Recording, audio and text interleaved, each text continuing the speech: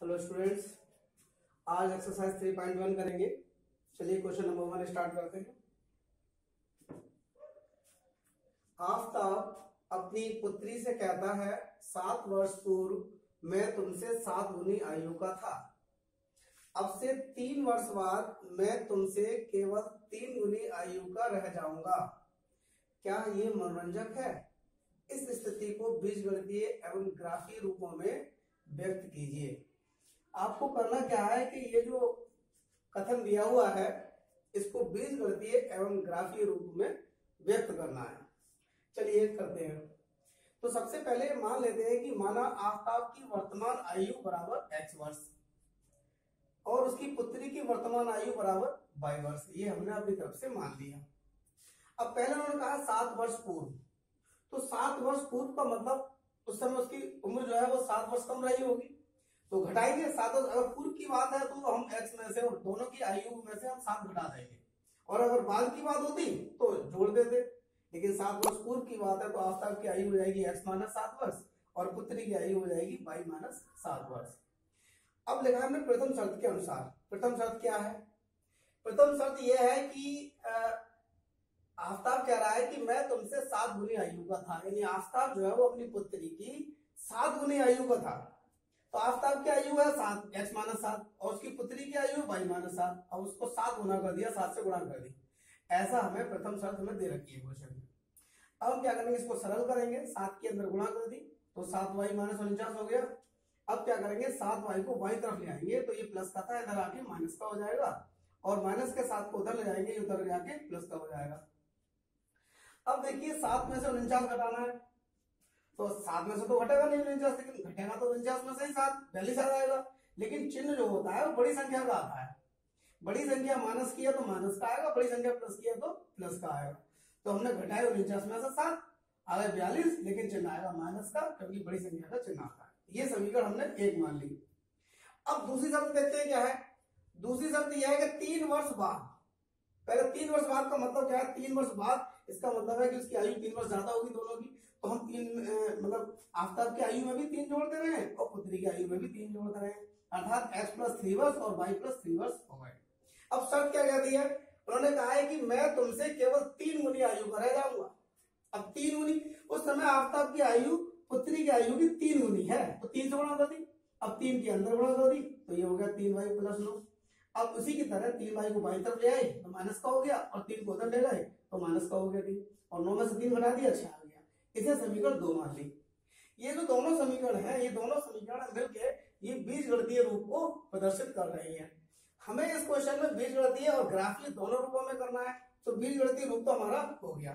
तो यहाँ पे हम सबसे पहले जहां शुरू में लिख दें कि ये बीजगणितीय रूप है, और अब इसको हम ग्राफीय रूप में भी लिखेंगे। तो ये जो था सबसे ऊपर आप लिखेंगे बीजगणितीय रूप।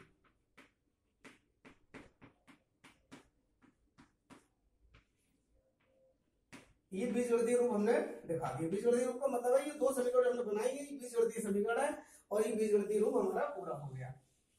अब हमें इसी को ग्राफीय रूप में करना है। अब ग्राफीय रूप में कैसे करेंगे ये भी समझिए आप।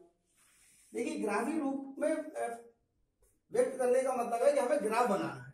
अब ग्राफ बनेगा कैसे, ये जो समीकरण 1 आप देख रहे हैं इसमें आप ऐसा करिए, 7y को उधर ले जाइए दाईं तरफ, इधर माइनस का है उधर जाके प्लस का हो जाएगा। तो अब हम दूसरा कर रहे हैं ग्राफीय रूप।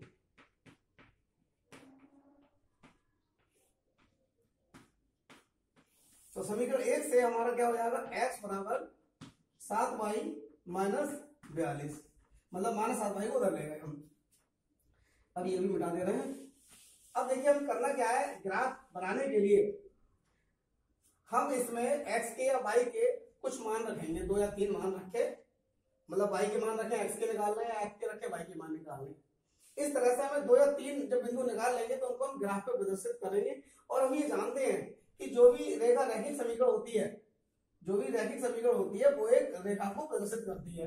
तो निश्चित रूप से इसका हम ग्राफ बनाएंगे तो ग्राफ पेपर पर इसकी एक हमें रेखा मिलेगी, एक सरल रेखा, ऋजु रेखा जिसे कह सकते हैं। तो वो रेखा को बनाने के लिए हमें 2 या 3 पॉइंट की जरूरत पड़ेगी, तो वो पॉइंट हम बना रहे हैं। तो इसमें एक एक करके कुछ वैल्यू रखेंगे और हम एक टेबल बनाएंगे उस वैल्यू की सहायता से। चलिए रखते हैं। तो सबसे पहले ऐसा करते हैं, y की जगह 5 रखते हैं, y बराबर 5 रखने पर ये हम कुछ भी रख सकते हैं। ये मैं मतलब अपनी सुविधा अनुसार रख रहा हूँ, जिससे ग्राफ पर पॉइंट हमें मिल जाए आसानी से। तो 5 6 7 रखूंगा मैं इसमें, बाकी कुछ भी रखा जा सकता है।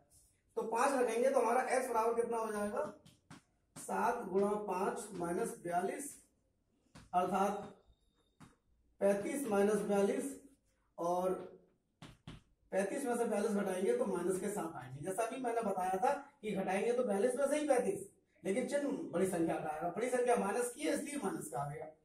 तो हमने जब x y और 5 रखा तो x का मान आया -7, तो इससे एक बिंदु आ गया हमारे पास कि x का जब -7 था तो y की वैल्यू आ गई 5। ये बिंदु के निर्देशांक कहलाते हैं। इसमें पहला निर्देशांक x का होता है, दूसरा निर्देशांक y का होता है। x का मान -7 है तो y का मान 5 है। और रखते हैं, चलो y बराबर 6 रखते हैं।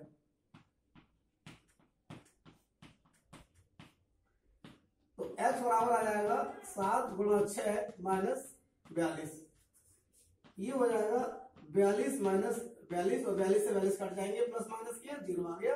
अर्थात एक बिंदु हमारा ये आ गया कि जब y का मान हमारा y का मान 6 था तो x का मान 0 था, तो इससे एक बिंदु आ गया हमारा 0,6। पहले x लिखते हैं, बाद में y लिखते हैं।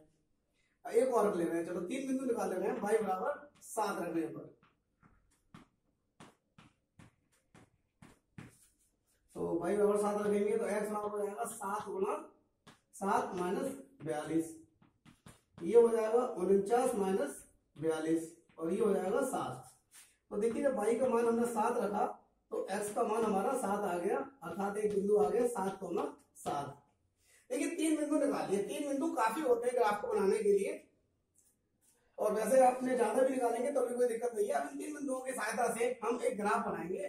तो ऐसा कर रहे हैं, पहले इन तीनों बिंदुओं को एक टेबल पे लिख ले रहे हैं, फिर इनको मिटाना पड़ेगा हमें। देखिए एक टेबल आप भी ऐसे बना सकते हैं, एक में x एक में y।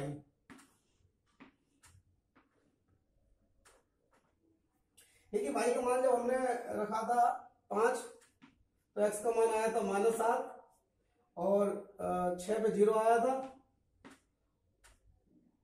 और 7 पर आया था हमारा 7। ये हम टेबल बना ले रहे हैं और उसको मिटा ले रहे हैं, क्योंकि ग्राफ बनाने के लिए भी जगह चाहिए हमें। तो हमने ये टेबल बना ली, और अब इस टेबल की सहायता से हम ग्राफ बनाएंगे। अच्छा ये ऐसा करते हैं, दूसरे एक की भी टेबल बना ले रहे हैं, फिर दोनों को एक साथ बना देंगे। ये जो दूसरी हमारी समीकरण है, पहले इसका भी बना ले रहे हैं। इसको -3y को उधर ले जाएंगे तो ये प्लस का 3y हो जाएगा, और ये हो जाएगा 3y + 6। अब इसमें भी वैल्यू रख देते हैं, चलो तो ऐसा करते हैं, इसमें y की वैल्यू रखते हैं 0 रखते हैं, y बराबर 0 रखने पर तो हमारा x बराबर हो जाएगा 3 गुणा 0 + 6 बराबर आ गया 0। तो इससे एक पॉइंट आ गया हमारा, ये आ गया 6 आ गया, 0 + 6 6 आ गया, और इससे x का मान हमारा 6 है और y का मान हमारा 0 है, बिंदु ये आ गया। अब कुछ और रखते हैं, चलो y बराबर -1 रखते हैं। ये कुछ भी रख सकते हैं, +1 भी रख सकते हैं, -1 रखते हैं। तो हमारा x बराबर हो जाएगा 3 गुणा -1 और +6। तो ये हमारा हो जाएगा, जब 3 की -1 से गुणा करेंगे तो -3 हो जाएगा, और प्लस का 6 हो जाएगा, और 6 में से 3 घटाएंगे तो 3 आ जाएगा। तो इसलिए हमारा बिंदु आ गया, इससे जब x का मान हमारा 3 आया और y का मान कितना रखा था -1, एक बिंदु ये आ गया हमारा। अच्छा अब और रखो, अब y बराबर -2 रख दो, रखने पर तो हमारा x कितना आएगा, x बराबर आएगा 3 गुणा -2 और +6 बराबर 3 की जब -2 से गुणा करेंगे तो माइनस का 6 आएगा, प्लस का 6, और 6 से 6 कट जाएगा, बराबर आ गया 0। तो एक बिंदु ये आ गया, 0 आया हमारा, जबकि y का मान रखा था हमने -2। तो 3 बिंदु हमने इसके निकाल लिए। अब आप एक बात समझिए, जैसे मैंने यहाँ पे 0, -1 और -2 लिया है, आपके दिमाग में ये भी आ रहा होगा कि सर ने यही क्यों लिया है, कुछ और क्यों नहीं लिया। तो मैं आपको बता दूं, आप इसमें कुछ भी ले सकते हैं, 1 2 3 कुछ भी ले लीजिए। मैंने तो इसमें इस बात का ध्यान रखा है कि ग्राफ पेपर पर जो बिंदु हम निकाल रहे हैं वो मतलब मूल बिंदु के आसपास हो, ज्यादा बड़ा ग्राफ ना बने। मैंने ग्राफ के हिसाब से पॉइंट दिए हैं।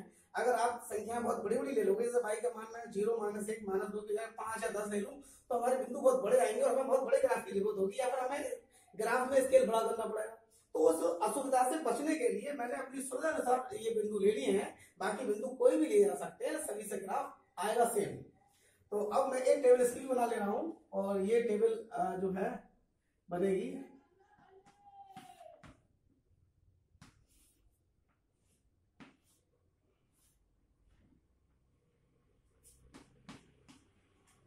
इसमें हमने y का मान 0 रखा था तो आया था हमारा 6, और -1 रखा था तो 3 आया था, और -2 रखा था तो 0 आया था।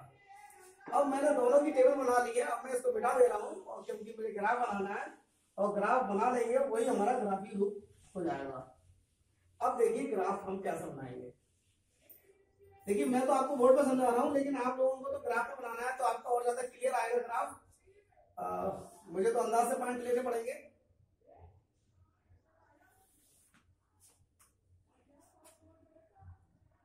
देखिए हम 7 तक जा रहे हैं, मतलब और -7 तक जा रहे हैं, तो हम 7 और -7 तक सारे पॉइंट बना ले रहे हैं, बराबर दूरी पे बनाने हैं। ये आपको अपनी पटरी की सहायता से बनाएंगे, हम तो अंदाज से बना रहे हैं, तो आपका ग्राफ और ज्यादा क्लियर होगा। 3 बराबर दूरी पर 7 तक ले लो, 4 5 6 7, ये हो गई हमारी एक्स अक्ष। इधर भी ले लेंगे, -1 -2, थोड़ा पास दे देंगे क्योंकि आ नहीं पाएंगे, -3 -4 -5 -6 और -7। अब ऐसे ही y अक्ष पे भी ले लेंगे, 1 2 3 4 5 6 7। इधर भी ले लेंगे, -1 -2 -3 -4 -5 -6 -7। देखिए नीचे y डैश प्रदर्शित करते हैं, ऊपर y से करते हैं, इधर x और इधर x डैश से प्रदर्शित करते हैं। ये हमने ग्राफ पर प्रदर्शित किया है। आपको तो ग्राफ मिलेगा बना हुआ, अब ग्राफ कॉपी में बनाएंगे तो उस पर ये बस आपको दर्शाने हैं, बराबर दूरी पर उसमें खाने बने होते हैं। तो अब हम देख रहे हैं कि सबसे पहले देखें x का मान -7 है तो y का मान 5 है। -7 इधर हो गया, ये x का मान है, -7 हो गया ये, और -7 पर y का मान है 5, तो x पर चलो -7 और y पर चलो 5, ये आ गया 5 के सामने, ये आ गए 5 के सामने लगभग यहाँ पर। तो एक बिंदु हमारा ये हो गया। इस बिंदु के निर्देशांक है हमारे -7,5। अब दूसरा है 0,6। अब आपको एक बात और बता दें कि जैसे x की वैल्यू 0 है तो ये वाला जो बिंदु होगा वो y अक्ष पर होगा। अगर x 0 होता है तो वो बिंदु y अक्ष पर होता है, और जिसमें y 0 होता है वो बिंदु x अक्ष पर होता है। तो ये बिंदु तो निश्चित रूप से y अक्ष पर होगा, क्योंकि इसमें x 0,6 का मतलब है 6 चले जाओ y अक्ष पर, ये आ गया 6। तो ये हमारा एक बिंदु मिल गया, और इस बिंदु के निर्देशांक होंगे हमारे 0,6। अब है 7,7, x पे भी 7 चलो, y पे भी 7 चलो। देखो x पे चले 7 और y पे भी 7 चले। देखो लगभग इसकी सीध में बनाओ आप, और ये लगभग हमारा ये आ जाएगा पॉइंट, ये 7,7, ये आ गया 7,7। हमने तीनों बिंदुओं को दर्शा दिया, ये पहली रेखा के बिंदु थे। अब इन तीन बिंदुओं को मिला दो, अब इन तीन बिंदुओं को मिलाते हैं तो ये हमारा मिलाते हुए इनको एक सरल रेखा बन जाएगी हमारी, और ये हमारा जो है हमने मिला दिया, ये हमारी एक रेखा बन गई। एक रेखा हमने ये बना दी। अब दूसरी रेखा बनाते हैं, 6,0। देखिए इसमें y 0 है तो निश्चित रूप से ये वाला जो बिंदु होगा वो x अक्ष पर होगा। y 0 होता है तो वो बिंदु x अक्ष पर होता है, तो 6 चलो x अक्ष पे 6 चलो, ये आगे 6 है।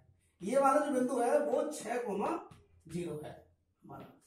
अब दूसरा क्या है, 3,-1, x पे 3 चलो, y पे -1 चलो, x पे चलो 3, 1 2 3, और y पे चलो -1 आ गया इसकी सीध में। ये वाला जो बिंदु है, ये वाला बिंदु 3,-1 है।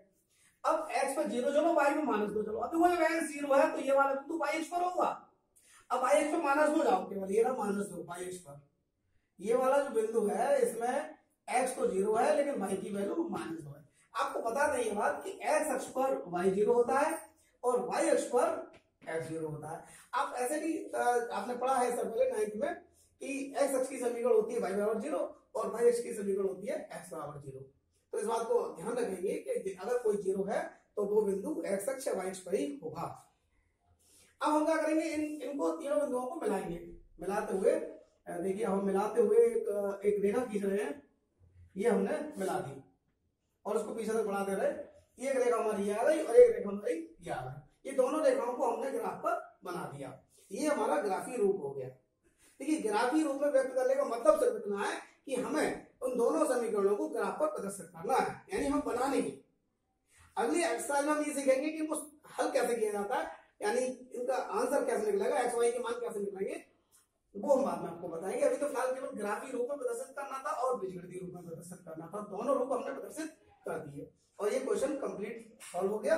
ये फाइनल आंसर हो गया। Thank you very much.